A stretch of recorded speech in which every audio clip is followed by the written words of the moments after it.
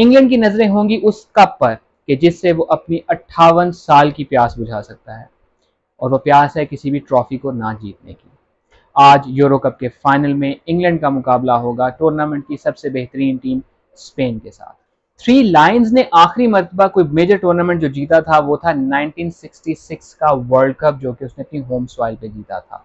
भाई इससे पहले कि आप ये पॉइंट आउट करें, मैं खुद ही बता देता हूं कि लायनेसेस यानी कि जो वुमेन टीम है इंग्लैंड की, वो 2022 का यूरो कप जीत चुकी है। लेकिन 1966 के अलावा कभी भी कोई भी सीनियर टीम इंग्लैंड की ओवरसीज नहीं जीत सकी, बल्कि 1966 का भी जो टूर्नामेंट इन्होंने जीता था वो अपनी होम सॉइल पे जीता था। सो ओवरसीज आज तक इंग्लैंड कुछ भी नहीं जीत सका।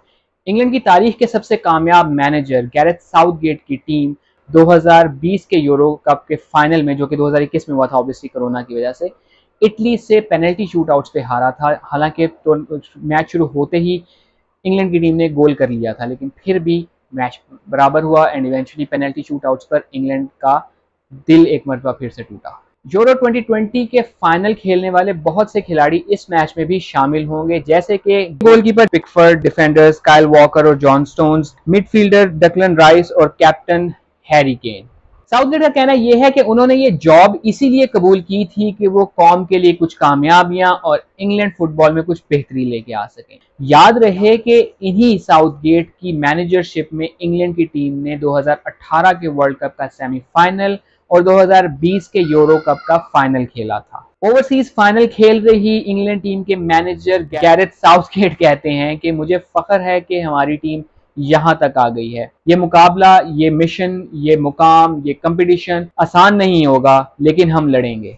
1966 में वर्ल्ड कप यानी 1966 में वर्ल्ड कप जीतने के बाद इंग्लैंड फुटबॉल के कुछ ज्यादा टीम लेवल पर, ग्लोबल लेवल पर, इंटरनेशनल फुटबॉल में कुछ ज्यादा खुशी के लम्हात रहे नहीं। 1990 और 2018 के वर्ल्ड कप सेमीफाइनल में इंग्लैंड का हैशटैग दिल टूट्स हुआ। 1988 और 1992 के यूरो कप में इंग्लैंड की टीम अपने ग्रुप का पैंदा चाट रही थी, जबकि 1996 में इंग्लैंड सेमीफाइनल जर्मनी से हारा था अपनी होम सॉइल पर। It wasn't coming home that year.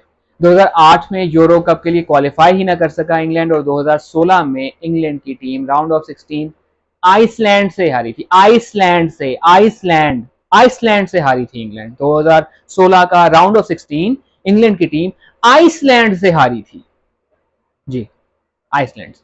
और जैसे कि मैं पहले बता चुका हूं, 2020 के यूरो कप के फाइनल में लूक शॉ के पहले ही मिनट में गालबन उन्होंने बहुत ही जल्दी गोल कर दिया था, लाइक मैच शुरू होते ही गोल कर दिया था, के बावजूद सेकंड हाफ में एक इक्वलाइजर देखने को मिला। देन इवेंचुअली इंग्लैंड का एक मरतबा फिर हैशटैग दिल टूट्स होता है, क्योंकि वो पेनल्टीज पे इटली से हार जाते हैं। इस यूरो में भी अगर इंग्लैंड के सफर की बात की जाए तो इनकी किश्ती बारहा हिचकोले ही खाती रही। 2 मैचेस में तो इनको अपने ही फैन से गालियां खाने को मिली, बाकायदा नारेबाजी हुई इनके खिलाफ, और मैनेजर साउथगेट अपने ऊपर बरसते हुए पेपर कप से बचते हुए नजर आए। साउथगेट पर बहुत ज्यादा तनकीद हुई जब स्लोवेकिया के खिलाफ मैच राउंड ऑफ 16 में एक मौके पर इंग्लैंड मैच हार रहा था। वो तो भला हो जूड बेलिंगम के इक्वलाइजर का कि उसको मैच में इंग्लैंड को वापस लाया एंड इवेंचुअली 2-1 से एक्स्ट्रा टाइम में इंग्लैंड ने वो मैच जीता। स्विट्जरलैंड जैसी टीम के खिलाफ, जी हाँ, स्विट्जरलैंड जैसी टीम के खिलाफ इंग्लैंड को पेनल्टी शूटआउट्स का सहारा लेना पड़ा था मैच जीतने के लिए, जबकि नीदरलैंड्स जो कि इस मैच से पहले क्लियर फेवरेट थी, अगर वो जीत भी जाती तो किसी को सरप्राइज ना होता,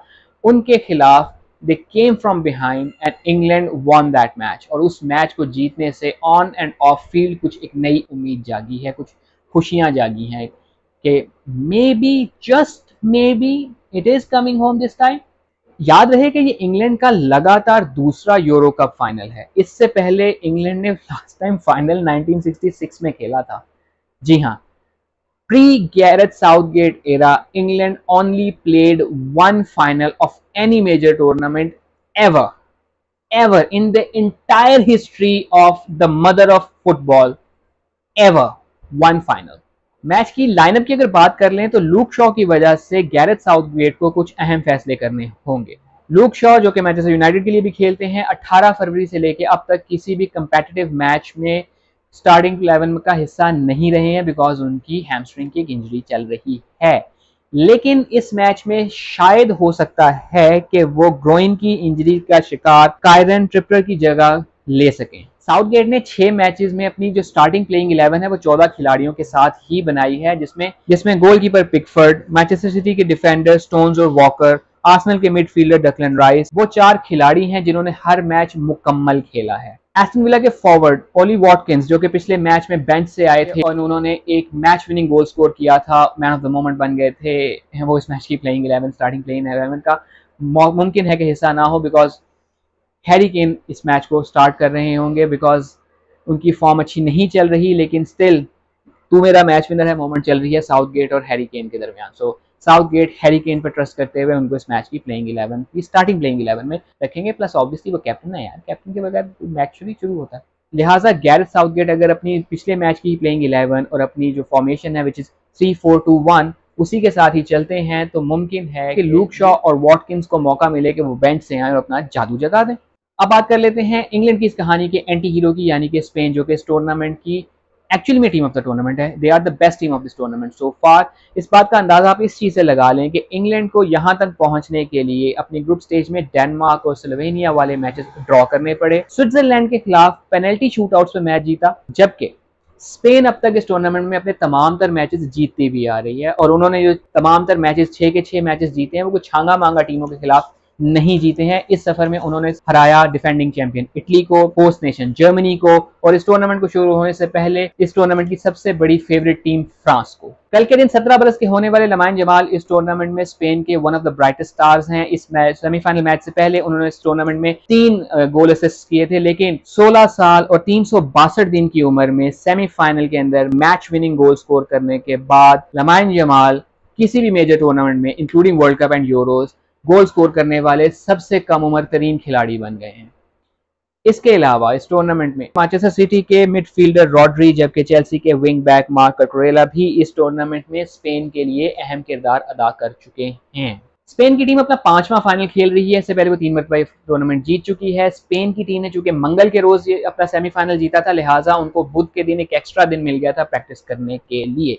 यहाँ पे मैं आपको एक इंटरेस्टिंग चीज बता देता हूँ कि पिछले 6 फाइनल्स अगर देखे जाएं वर्ल्ड कप एंड यूरोज के, तो वो टीमें जीती हैं जिन्होंने पहला सेमीफाइनल जीता था। तो यहाँ पे इंग्लैंड को शायद ये ट्रेंड तोड़ना पड़ेगा, लेकिन ये इतना आसान इसलिए भी नहीं होगा because there is another stat that is standing in the way of England, और वो ये है कि मई 2001 से लेके अब तक Spanish teams including the club and national teams 22 मरतबा नॉन स्पेनिश टीम्स के खिलाफ मेजर फाइनल्स खेली हैं। उस मेजर फाइनल्स में जो टूर्नामेंट शामिल है मैं आपको बता देता हूं, champions league, Europa league, euro and world cup, और वो 22 के 22 स्पेन की टीमें जीती हैं।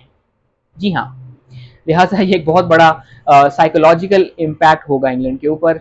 अगर डेटा साइंस की बात करते चलें तो डेटा एक्सपर्ट नीलसन ग्रेसनोट का कहना यह है कि स्पेन के इस मैच को जीतने के चांसेस हैं 62%। लिहाजा 38% के साथ England are coming to this final as underdogs, और उनको इंस्पिरेशन लेनी चाहिए 1976 की चेकोस्लोवाकिया से, 1992 यानी 1992 की डेनमार्क से, 2004 यानी 2004 यूरो की ग्रीस से एंड 2016 की पोर्टुगल से, कि जो क्लियर फेवरेट्स नहीं थे but they were in the final as underdogs and they won the tournament. Golden boot की अगर बात कर ली जाए तो टूर्नामेंट में सबसे ज्यादा गोल यानी 3-3 गोल करने वाले बहुत से खिलाड़ी हैं, जबकि उनमें से सिर्फ 2 ही ऐसे हैं जो फाइनल तक पहुंचे हैं। उनमें है captain Harry Kane of England और स्पेन के डानी ओल्मो। देखना ये होगा कि दोनों में से कौन ज्यादा गोल करके गोल्डन बूट अपने नाम करता है। अगर दोनों के स्कोर की टाई हो जाती है तो ये अवार्ड शेयर होगा। जाते जाते मैं इस मैच के मुताबिक आपको अपनी प्रेडिक्शन बताता चलूं। भाई मैं कोई प्रेडिक्शन नहीं बता रहा, मैं नहीं बताना चाह रहा बिकॉज मैं खुद कंफ्यूज हूं। मेरा दिल कह रहा है कि इंग्लैंड जीतेगा, दिमाग कह रहा है कि स्पेन जीतेगा। सो दिल और दिमाग में पता नहीं किसकी सुननी चाहिए बिकॉज कभी तो समटाइम्स समझ में नहीं आती कि इन दोनों की लड़ाई में मेरा क्या बनेगा। आप बताइए कि कौन इस मैच को जीतेगा, आप किस भी टीम को सपोर्ट कर रहे हैं, और अगर कौन सी टीम कोई इनमें से कोई अगर टीम जीतती है तो आप क्या करेंगे। बिकॉज इंग्लैंड वाले प्राइम मिनिस्टर ने तो कह दिया है कि अगर इंग्लैंड जीतता है तो बैंक हॉलीडे होगी, यानी आम तातील होगी। उससे साबित होता है कि बाकी इन लोगों ने हम पे हुकूमत की है बिकॉज हमारी बहुत सारी खसलतें इनके अंदर हैं। कोई टूर्नामेंट जीतो, छुट्टी करो। अंटिल नेक्स्ट वीडियो, खुदा हाफिज।